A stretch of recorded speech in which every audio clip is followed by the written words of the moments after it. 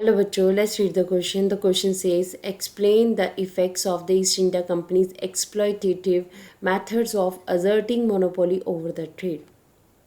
Question में हमसे पूछा गया है कि ईस्ट इंडिया कंपनी के हमें एक्सप्लॉयटेटिव मेथड्स बताने हैं, कैसे उन्होंने अलग अलग तरीके जो कि बहुत ही बुरे थे उनको यूज़ किया और इंडिया में अपने ट्रेड के ऊपर जो है मोनोपोली यानी कि अपना मेन जो अधिकार था वो स्थापित किया.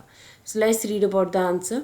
When East India Company wanted to establish monopoly over the Indian trade, they used exploitative methods which affected on the Indian industry.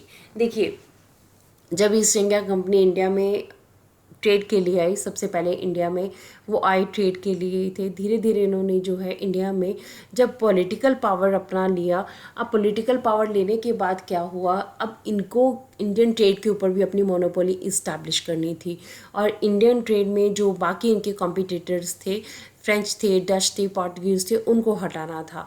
अब उनको हटाने के लिए इन्होंने क्या किया, इन्होंने जो है एक्सप्लॉयटेटिव मेथड्स यूज़ किए, यानी कि अलग अलग गलत तरीके जो है यूज़ किए, जिसका इंडियन ट्रेड के ऊपर, इंडियन इंडस्ट्री के ऊपर काफ़ी असर पड़ा. सबसे पहले तो अगर हम बात करें तो there were clashes between the gumashtas and the weavers revolted against the Britishers.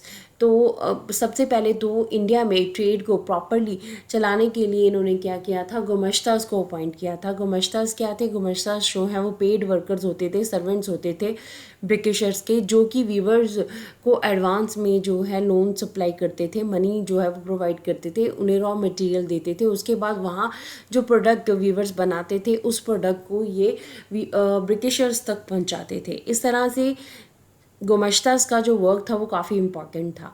अब गुमश्तास जो है, क्योंकि वो ख़ास उस स्पेसिफिक विलेज के नहीं होते थे, इसकी वजह से उनकी कोई सोशल कॉन्टेक्स्ट जो है उस विलेज के साथ नहीं होते थे, जिसकी वजह से उनके जो बिहेवियर था वीवर्स के साथ वो ज़्यादा अच्छा नहीं होता था.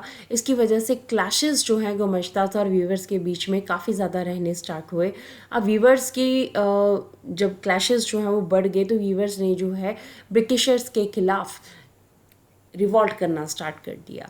तो इस तरह से ईस्ट इंडिया कंपनी के जो एक्सप्लॉयटेटिव मेथड्स थे, जैसे गुमश्तास को इंट्रोड्यूस करना, अपने ट्रेड के ऊपर मोनोपोली को इस्टेब्लिश करने के लिए, उसका एक नेगेटिव इम्पैक्ट क्या पड़ा कि वीवर्स जो है वो पहले तो प्रोडक्शन करते रहे, जब उनके साथ काफ़ी ज़्यादा उनकी एक्सप्लॉयटेशन हुई, उनको काफ़ी टॉर्चर किया गया, तो उन्होंने रिवॉल्ट करना स्टार्ट कर दिया.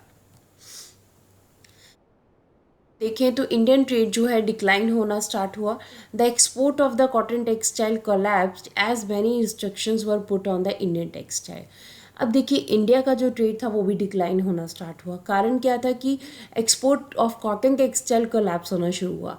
पहले क्या था, इंडिया की कॉटन जो है वो वर्ल्ड फेमस होती थी, जिसकी वजह से इंडिया की कॉटन की काफ़ी डिमांड थी, ब्रिटेन में भी काफ़ी ज़्यादा डिमांड थी.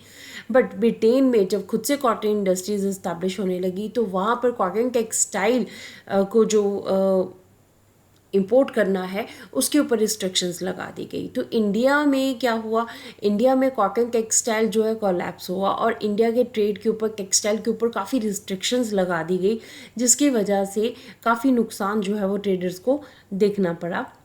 1860s में क्या हुआ, वीवर्स जो है faced a new problem as raw cotton was now exported to England which affected the Indian textile trade. 1860s में एक नई प्रॉब्लम जो है इंडियन ट्रेड में आई. पहले क्या था, इंडिया से कॉटन टेक्सटाइल जाता था बाहर. अब क्या हुआ, अब रॉ कॉटन जो है वो जाने लगा. अब जिसकी वजह से इंडिया में कॉटन की जो अवेलेबिलिटी थी वो काफ़ी कम होने लगी. तो इससे भी इंडिया के टेक्सटाइल के ऊपर असर पड़ा.